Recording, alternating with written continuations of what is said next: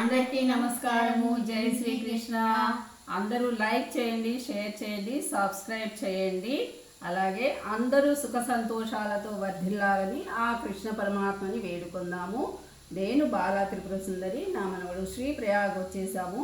మొదటి అధ్యాయము అర్జున విషాద యోగము నుండి మనము ఈరోజు నేర్చుకోబోయే శ్లోకము 33వ శ్లోకము. అందరము కలిసి నేర్చుకుందాము. రండి మొదలు పెడదామన్నా. ఏషామర్థే కాంక్షితన్నో రాజ్యం భోగా సుఖాని చ తైమేవ స్థితా